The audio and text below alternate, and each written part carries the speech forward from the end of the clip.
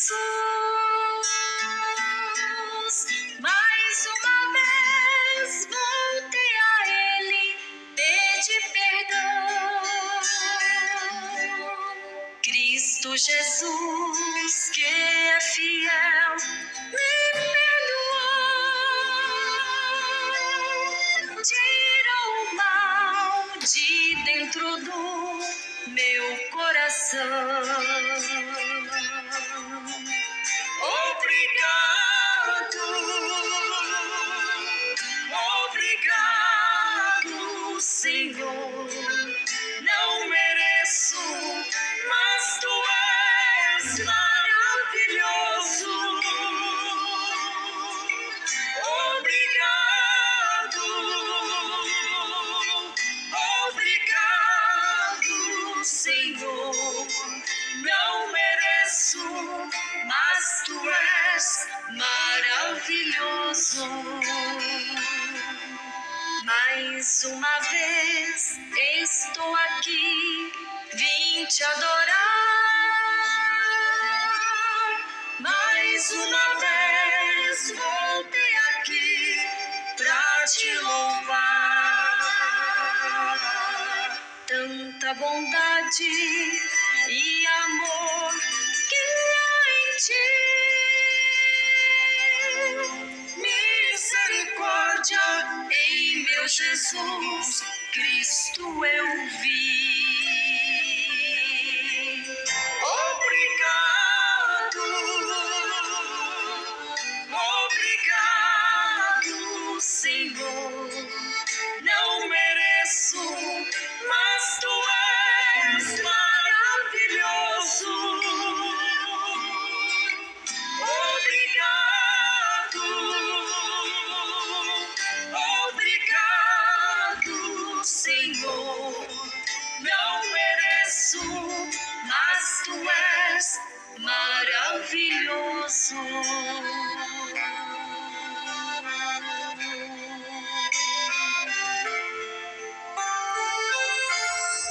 Mais uma vez pude sentir o Seu amor.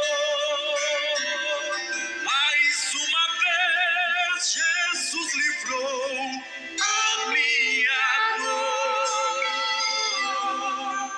Minhas lágrimas aos pés de Deus eu derramei, e o descanso de minha alma eu encontrei. Obrigado,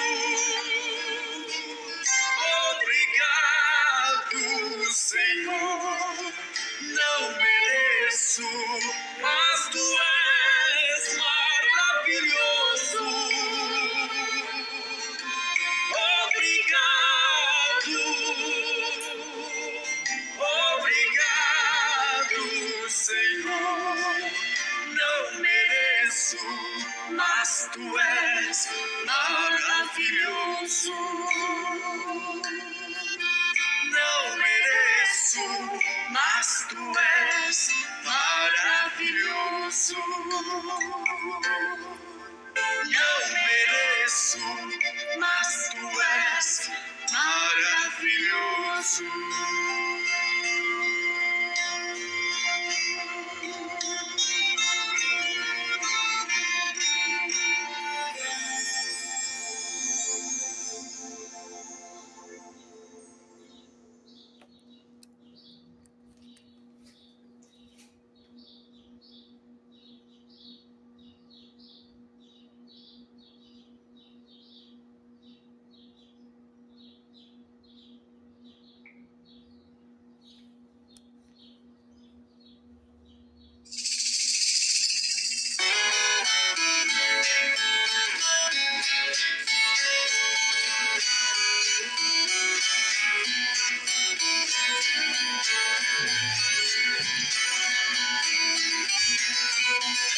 Grande é o nosso gozo de sermos o povo por Deus escolhido.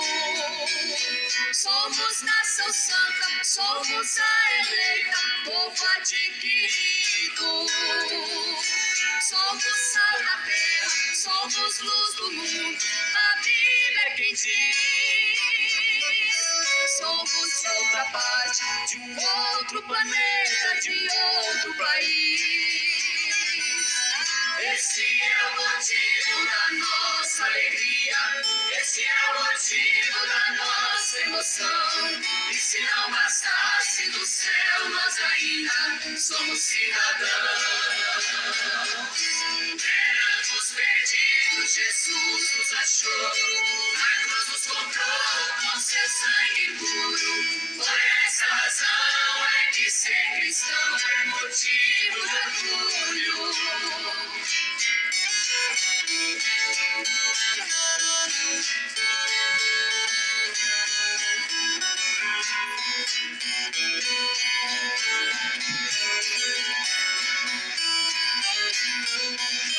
Em todo lugar onde a noiva está, Deus está presente. Não nos ignore, não somos melhores, somos diferentes. Contra principados, contra potestades, é a nossa guerra. Somos conhecidos por sermos o povo mais feliz da terra. Esse é o motivo da nossa alegria, esse é o motivo da nossa emoção. E se não bastasse do céu, nós ainda somos cidadãos. Éramos perdidos, Jesus nos achou, na cruz nos comprou com seu sangue puro. Por essa razão é que ser cristão é motivo de orgulho. Esse é o motivo da nossa alegria, esse é o motivo da nossa emoção. E se não bastasse do céu, nós ainda somos cidadãos. Éramos perdidos, Jesus nos achou, na cruz nos comprou com seu sangue puro. Por essa razão é que ser cristão é motivo de orgulho. Por essa razão é que ser cristão é motivo de orgulho.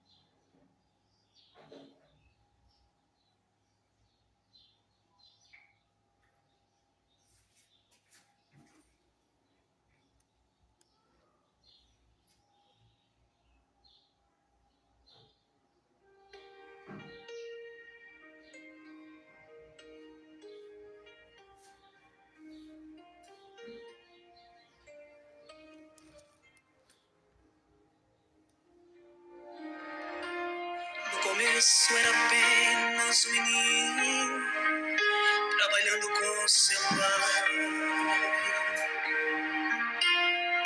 Era só um carpinteiro que pregava sobre salvação e paz.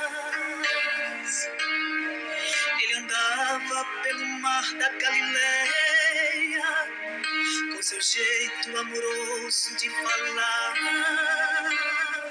Mas aquele carpinteiro pregador começou a incomodar. Suas mãos curavam cegos e aleijados e sarava corações. Muitos pobres eram bem alimentados pelas multiplicações. Os necessitados vinham aos seus pés esperando um milagre conseguir.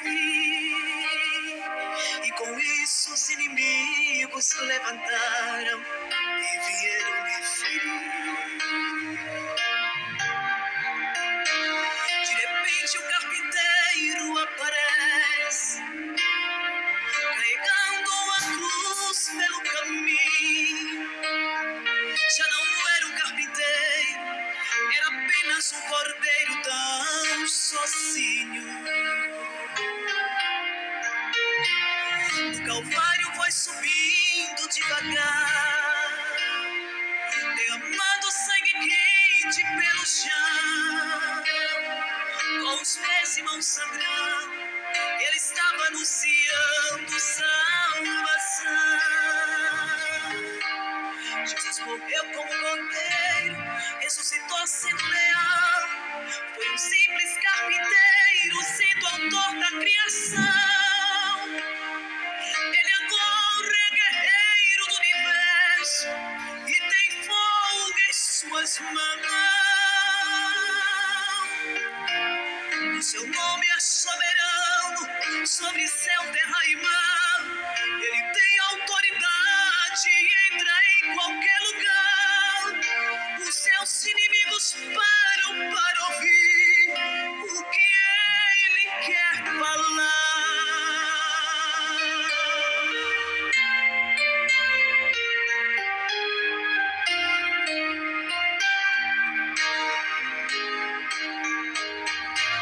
De repente o carpinteiro aparece, carregando a cruz pelo caminho.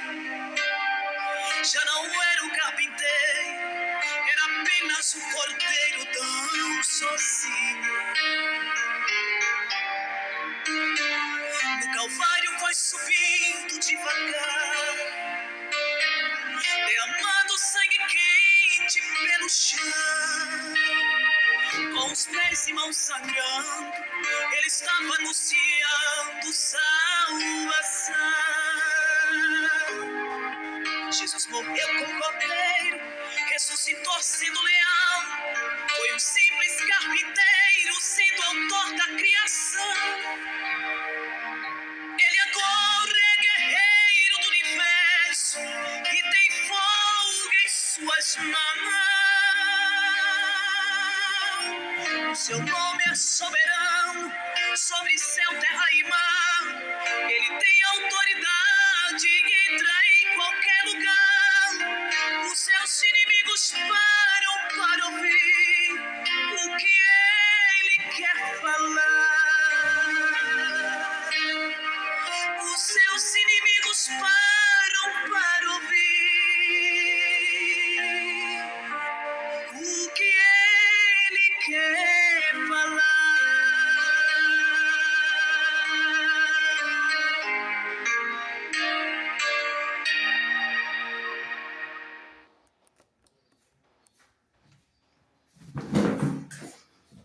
Glórias a Deus, irmãos. Que Deus abençoe a todos vocês no mundo inteiro. Hoje, irmãos, a gente quer entregar uma mensagem a respeito de um estupro, por sinal horrível. E, por causa desse estupro, a palavra do Senhor se cumpre quando Deus diz que Ele visita a iniquidade dos pais nos filhos, até a terceira e a quarta geração daqueles que lhe aborrecem, e faz misericórdia até 1000 gerações daqueles que lhe amam e guardam os seus mandamentos. É muito forte isso, irmãos. Às vezes as coisas acontecem, mas você não sabe o porquê. Tem coisas que só Deus sabe, irmãos. Tem coisas que só Deus sabe. A gente às vezes não sabe o que os nossos tataravós fizeram no passado, os nossos bisavós, os nossos avós, ou os nossos pais. Nós não sabemos o que eles fizeram no passado.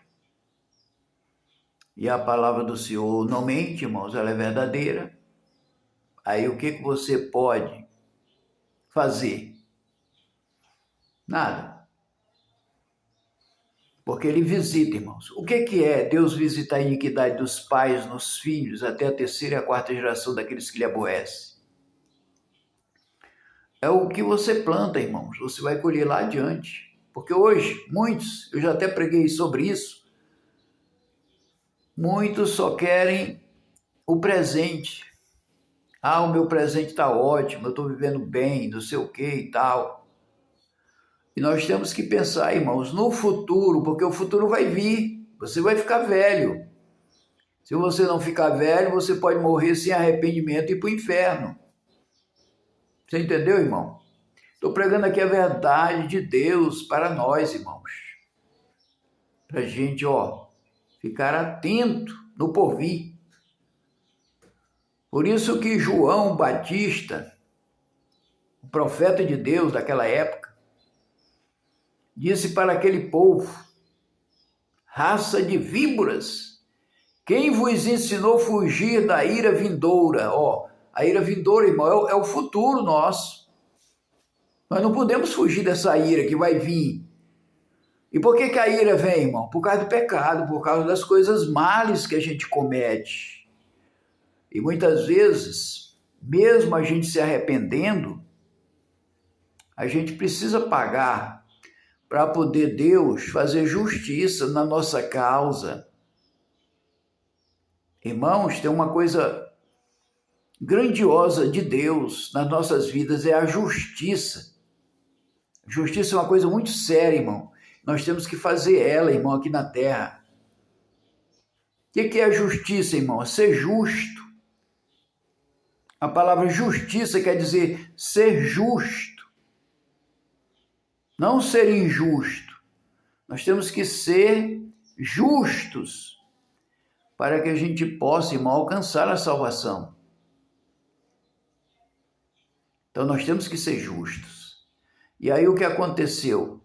Davi, ele cobiçou uma mulher chamada Betseba. Ele olhou para ela, desejou, cobiçou e mandou buscar para a estuprar. E depois ele mandou o marido dela, chamado Urias, na guerra, se colocar na frente da batalha. Porque você sabe que na frente, os que vão na frente são os primeiros que morrem. E lá Urias morreu, irmãos, na frente da batalha. Urias morreu, que era marido de Betseba, a qual Davi havia estuprado. E aí, meu irmão, aí se cumpre essa palavra de Deus, né? Que Deus visita a iniquidade dos pais, nos filhos, até a terceira e a quarta geração daqueles que lhe aborrecem, e faz misericórdia até 1000 gerações daqueles que lhe amam e guardam os seus mandamentos. E aí aconteceu, irmão, uma tragédia depois que Davi havia cometido essa grande iniquidade diante de Deus, porque ele teve sua filha Tamar estuprada e os 2 filhos dele, Amon, foram mortos, assassinados. Absalão e Aminon, 2 filhos de Davi, foram assassinados. E a sua filha Tamar foi estuprada. Mas você vai ouvir agora, irmãos, essa pregação e medite, irmãos, que tudo que a gente faz, se você plantar, você vai colher. Mesmo que você se arrependa. Mesmo que você se arrependa. A gente terá essa cobrança. E Davi, irmãos, a Bíblia diz que ele era segundo o coração de Deus. mas praticou, irmãos, e pagou para poder ser salvo. Davi foi salvo. Ele está no paraíso, aguardando o arrebatamento da igreja. Davi foi salvo. Só tem, meu irmão, que se não pagar e não se arrepender, não tem salvação. Ele se arrependeu e pagou porque teve 2 filhos assassinados e a sua filha Tamar estuprada. Mas ouça a pregação, eu vou buscar o pregador para a glória de Deus, tá, irmãos?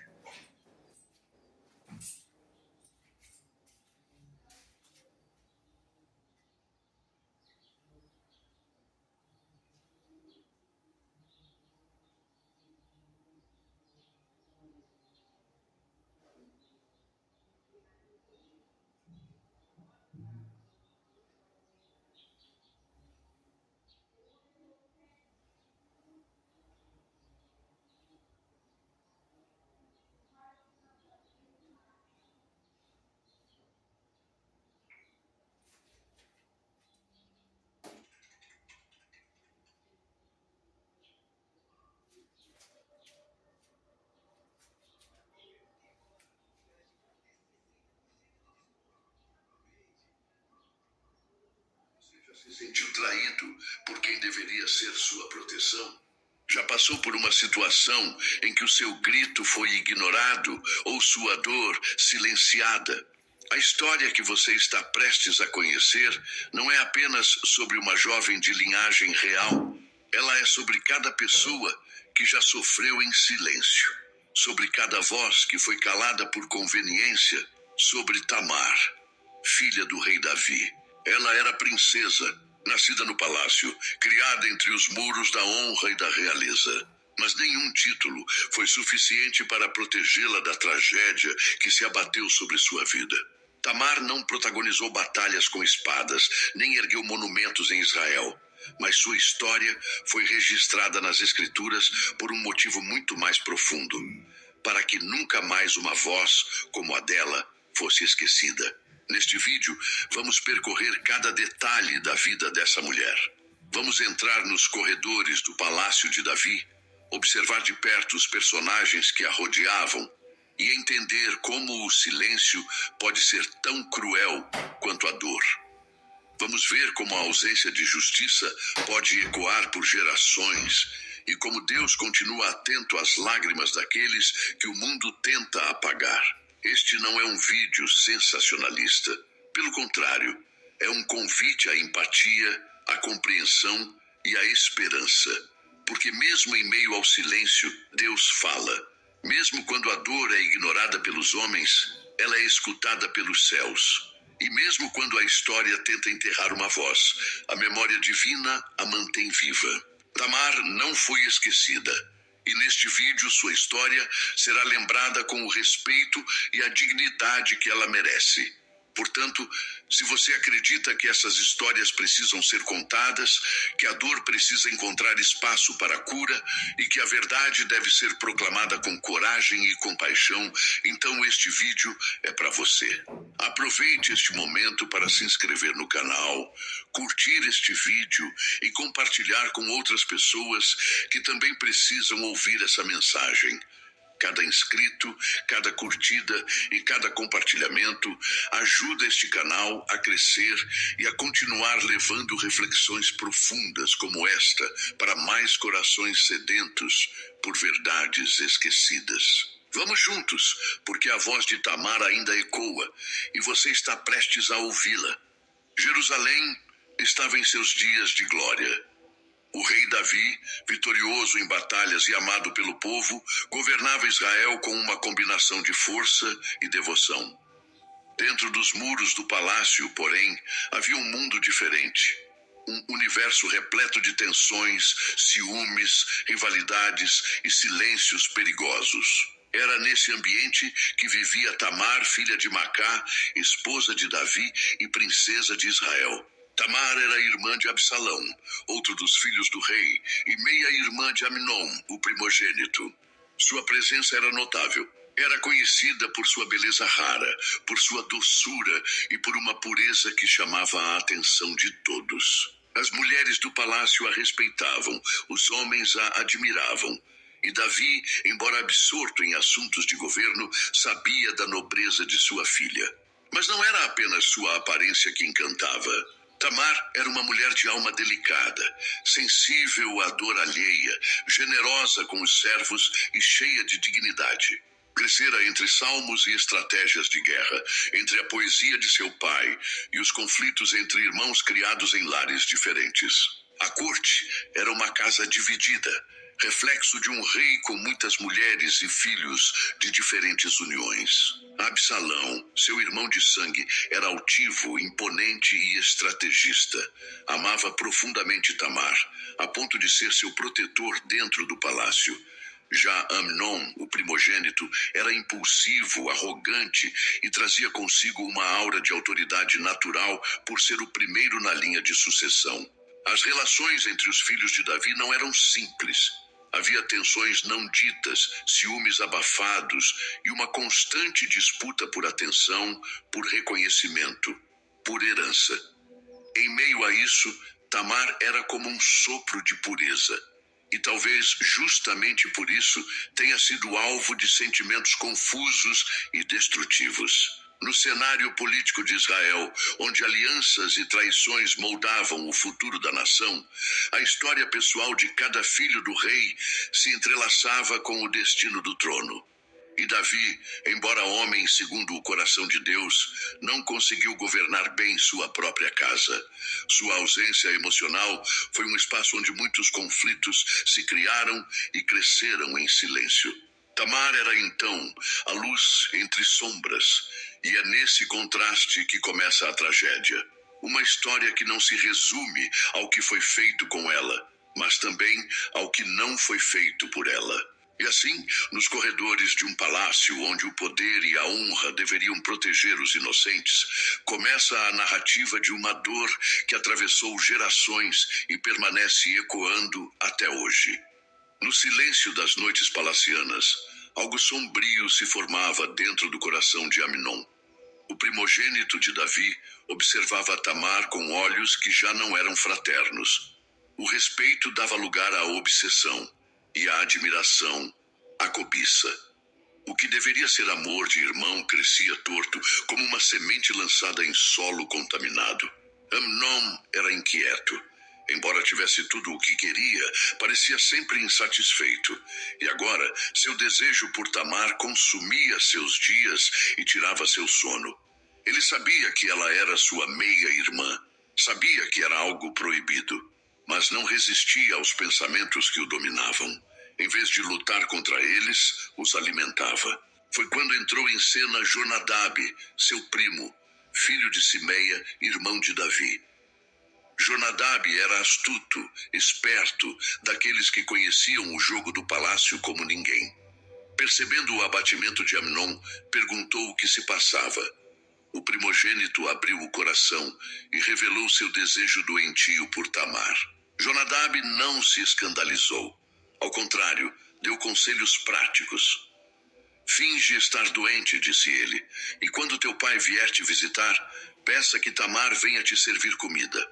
Assim ela estará ao teu lado, e farás com ela o que desejares. Era um plano frio, cruel, mas simples. E Amnon, em sua cegueira, viu nisso uma oportunidade. A voz da razão foi sufocada pela voz do desejo. O plano estava traçado. Agora, bastava executá-lo. Na manhã seguinte, Amnon se deitou e fingiu estar doente. O rei Davi, preocupado, foi visitá-lo. Ao ouvir o pedido do filho para que Tamar o servisse, Davi não viu maldade. Ele não percebeu o abismo que se abria sob seus pés. Talvez por confiar demais, talvez por ignorar sinais, talvez por estar distante emocionalmente demais dos próprios filhos. Tamar, solícita como sempre, atendeu ao chamado. Preparou com carinho os bolos, levou-os até o quarto de Amnon e entrou, sem imaginar que estava entrando numa armadilha. A confiança, que deveria ser sua proteção, se tornaria sua fraqueza diante de quem a usava como isca. A porta se fecha atrás de Tamar. Ela está diante do irmão, levando alimento, levando cuidado, mas ali a pureza está prestes a ser confrontada com a maldade, e o que antes era só tensão, agora se torna perigo real. A escuridão no coração de Amnon, alimentada pela astúcia de Jonadab e pela omissão de Davi, já havia se espalhado como sombra. Tamar ainda não sabia, mas sua vida estava prestes a mudar para sempre. O cheiro doce dos bolos que Tamar preparava enchia os corredores do palácio. Seus gestos eram delicados, atentos, sempre buscando servir da melhor maneira possível. Era assim que ela via a vida, com cuidado, com entrega, com dignidade. Ela não sabia que aqueles passos que a levavam até o quarto de Amnon seriam os mesmos que cruzariam a fronteira de sua inocência. Tamar entrou, como tantas outras vezes. Levava a comida com as próprias mãos. Amnon estava deitado, como quem precisava de conforto, mas por trás daquele olhar doente havia algo sombrio. Quando ficaram a sós, o disfarce caiu. Amnon se levantou, agarrou Tamar e revelou seu plano. Ela tentou fugir, implorou, usou palavras fortes, sábias. Não, meu irmão, não me force. Isso não se faz em Israel. Não cometa essa loucura. E eu, para onde irei com minha vergonha? E você será visto como um tolo em Israel. Mas Amnon não a ouviu. Cegado por um desejo que já havia ultrapassado todos os limites, cometeu o ato que mudaria suas vidas para sempre. O texto bíblico é direto, mas profundo. Ele não romantiza, não ameniza. Ele expõe a gravidade do que aconteceu e nos convida ao lamento, à reflexão, à empatia. Depois, como num ciclo cruel que tantas vítimas conhecem, veio o desprezo. O mesmo Amnon que ardia de desejo, agora a odiava mais do que antes a desejava. Mandou que ela fosse embora. Expulsou-a. Tamar suplicou: não, meu irmão, pois me expulsar é pior do que o que já me fizeste. Mas novamente ele não a escutou. Mandou um servo colocá-la para fora e trancar a porta. Tamar rasgou sua túnica longa, símbolo de pureza das filhas do rei.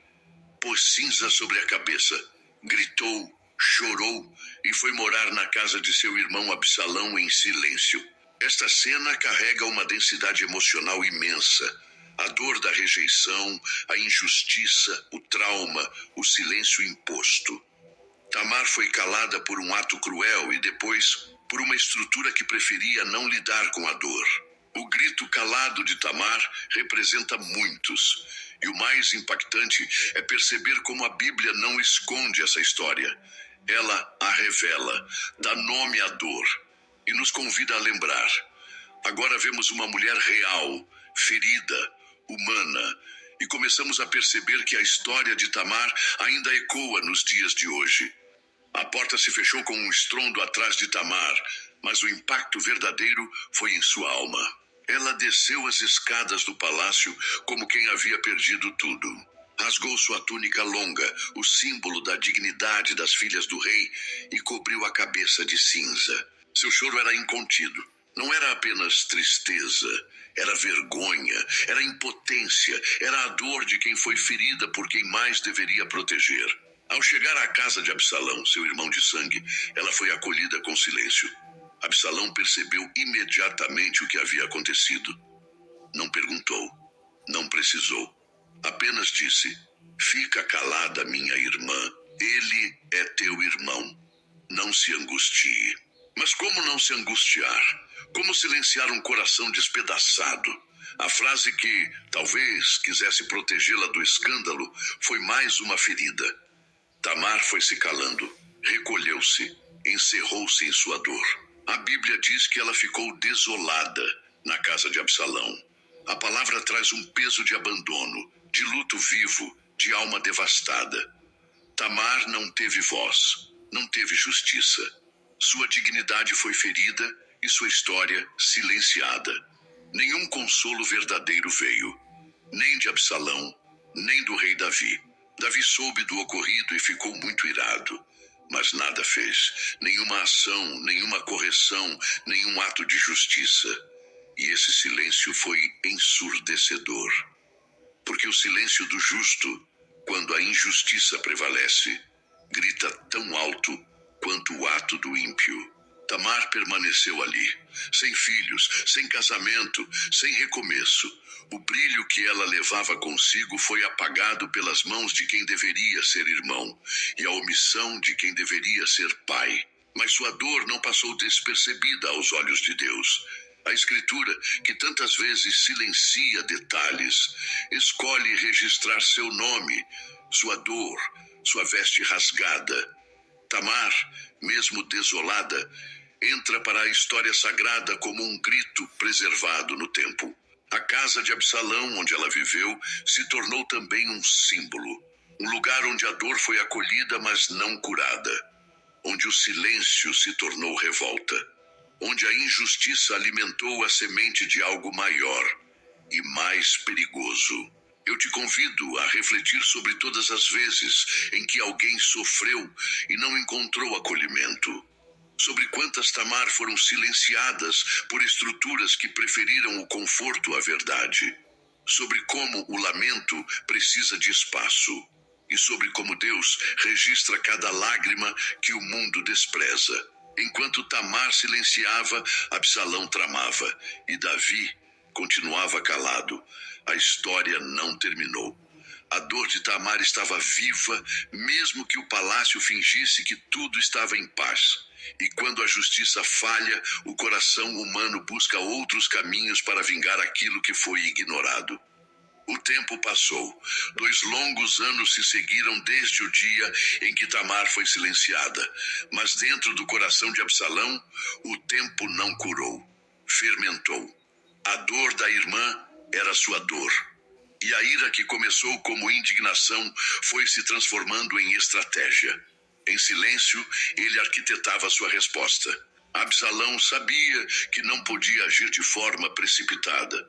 Davi, o rei e seu pai, ainda era a autoridade máxima. Mas o mesmo Davi que reinava sobre Israel parecia impotente dentro da própria casa. Nada havia feito contra Amnon.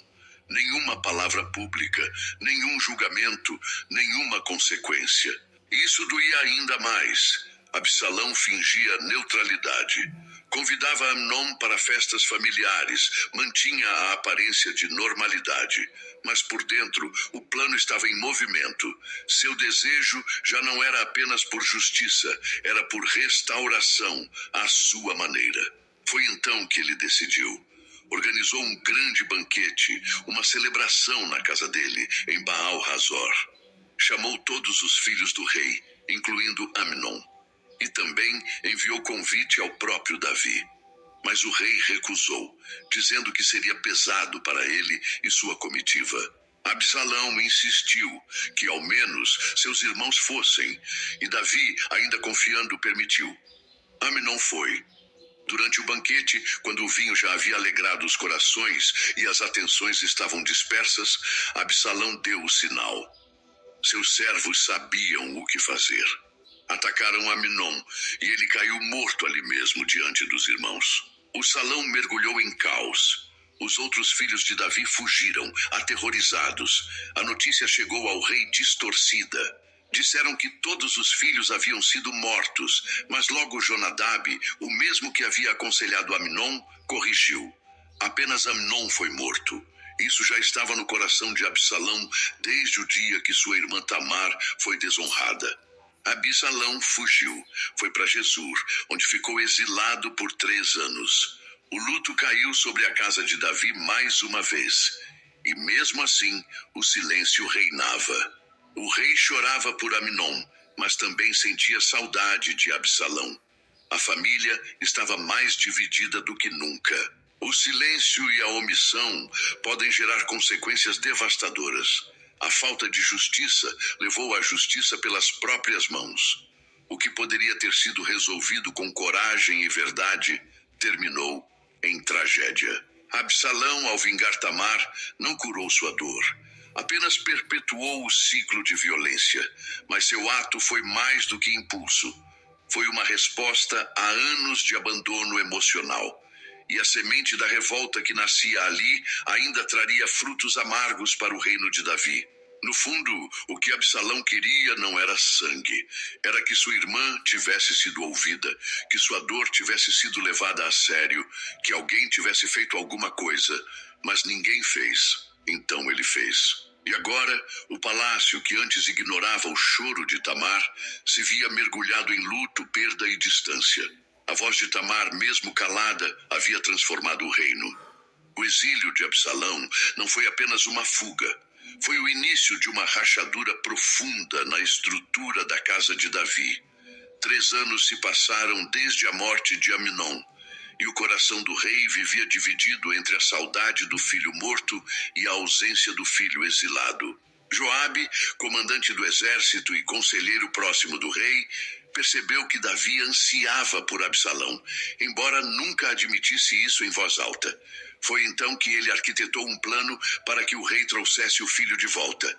Usando uma mulher sábia de Tecoa, Joabe encenou uma parábola para comover o rei, e funcionou. Davi entendeu a lição e concordou em permitir que Absalão voltasse, mas impôs uma condição. Ele poderia voltar a Jerusalém, mas não poderia ver a face do rei.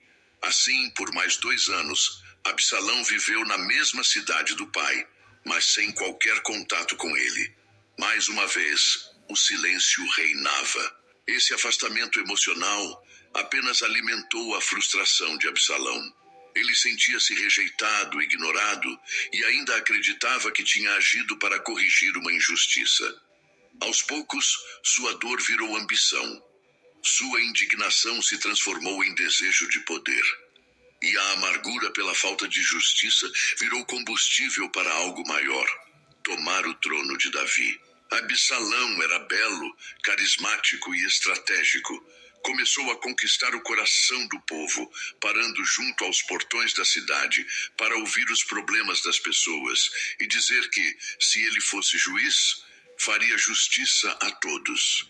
Assim, aos poucos, minava a imagem do pai diante do povo. Depois de 4 anos, o golpe foi lançado. Absalão declarou-se rei em Hebrom. O povo, iludido por sua simpatia, o seguiu. Davi, ao saber da traição, fugiu de Jerusalém com seus servos, deixando para trás o palácio e a segurança.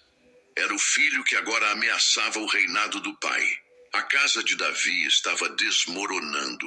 As dores não tratadas, os silêncios acumulados, a omissão diante do sofrimento, tudo cobrava seu preço. A crise não era apenas política, era familiar, espiritual e moral. E no centro de tudo isso, ainda ecoava a dor de Tamar. Sua história, ignorada por tantos, foi a semente de uma tragédia que cresceu e se espalhou. Sua voz silenciada se tornou um terremoto que abalou o trono de Israel. Davi, o grande rei, agora colhia as consequências de não ter enfrentado com coragem os pecados dentro da própria casa. E Tamar, mesmo em silêncio, havia mudado o curso da história. A história de Tamar termina nos textos bíblicos sem um desfecho, nenhuma nova cena, nenhuma reparação visível, apenas o silêncio. Mas esse silêncio fala, e fala alto, porque mesmo quando os homens esquecem, Deus não esquece. Tamar representa todas as vozes caladas, todas as dores ignoradas, todos os sofrimentos que nunca receberam justiça. Sua história, ainda que breve nas Escrituras, reverbera até hoje porque carrega a marca da injustiça humana e da compaixão divina. Ao longo deste vídeo, vimos como a dor de uma mulher impactou uma família inteira, como a omissão de um pai gerou revolta em um filho, como a ausência de justiça abriu espaço para tragédias sucessivas, e como a tentativa de esconder uma ferida apenas a fez sangrar por gerações. Mas há algo poderoso na narrativa bíblica. Ela não esconde a dor, ela revela. Deus fez questão de registrar a história de Tamar, não para que fosse esquecida, mas para que fosse lembrada. Para que outras Tamar pudessem encontrar consolo, identificação, esperança. A voz de Tamar ainda ecoa. em cada mulher que sofreu e não foi ouvida, em cada pessoa que foi silenciada por estruturas de poder, em cada coração ferido que clama por justiça. E a mensagem que sua história nos deixa é clara: Deus vê, Deus ouve, Deus se importa. A justiça dos homens pode falhar, mas a justiça de Deus é perfeita. O tempo pode passar, mas Deus não esquece. Ele recolhe cada lágrima, conhece cada ferida e está perto dos quebrantados de coração. Se você, de alguma forma, se identificou com a história de Tamar, se já foi ignorado, silenciado ou injustiçado, saiba que há um Deus que não desvia o olhar, que não se cala, que não abandona. Sua dor não é pequena demais para ele. Sua história importa. A história de Tamar termina em silêncio, mas o eco de sua dor atravessa as páginas do tempo. E hoje, ao recontarmos sua trajetória, fazemos justiça com nossa memória. Honramos sua luta, reafirmamos sua dignidade. Compartilhar histórias como a de Tamar é mais do que contar o passado. É iluminar o presente e preparar um futuro com mais empatia, coragem e compaixão. Se esta mensagem tocou seu coração, não deixe que ela pare em você. Compartilhe este vídeo com alguém que precise ouvir. Curta, comente e se inscreva no canal. Seu apoio permite que mais pessoas tenham acesso a essas reflexões que tanto nos ensinam. Que a história de Tamar continue ecoando e que cada voz silenciada encontre, enfim, um lugar de escuta, acolhimento e cura. Porque, no fim das contas, nenhuma lágrima passa despercebida por Deus.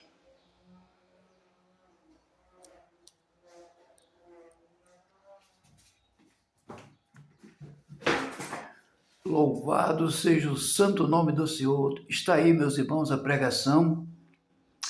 E agora, muitos perguntam, depois da morte de tantas pessoas que foram injustiçadas, eles podem aparecer para alguém, ou pessoas que morreram nas maldades deste mundo, deste século, eles podem aparecer para alguém? A resposta está ali, irmãos. Lucas 16, versículo 19 em diante. Aquele homem rico, ele queria voltar à casa de seus pais para pregar o evangelho para os seus irmãos e a seu pai. Mas não pôde. Por quê, irmãos? Porque existe um abismo. Se você ler a mensagem de Lucas 16, versículo 19 em diante, você vai perceber que existe um abismo que não pode sair dali até o juízo final, até o julgamento final. Então, essas almas estão lá, irmãos, não podem sair. Porque se pudesse, aquele homem rico teria ido até a casa de seu pai avisar do perigo que o pai dele estava correndo e também de seus irmãos que viviam uma vida semelhantemente a ele. Tá bom, irmãos? Então, quem morre, irmãos, e vai para aquele outro lugar, lugar da maldade, agora tem que esperar o juízo final. O juízo final. Então o pai Abraão disse para ele, olha, tem Moisés e os profetas pregando o evangelho lá, e eles não querem saber. E também não vão acreditar se tu voltares lá, vão dizer que é alguém parecido contigo, né? Então, meus irmãos, era só isso por hoje. Que Deus abençoe a todos vocês e reflitam bem nessa mensagem de hoje, irmãos. Que todos nós, irmãos, pagamos até a terceira e a quarta geração daqueles que aborrecem a Deus. Você está aborrecendo a Deus, você sabe que vai pagar. E aí você vê o que vai acontecer. Só você sabe, porque você muitas vezes já conhece a palavra e não crê. Você tem que crer na palavra de Deus, porque foi Ele quem nos fez. Tá bom, irmãos? Deus abençoe todos vocês na paz do Senhor e até o próximo vídeo. Amém.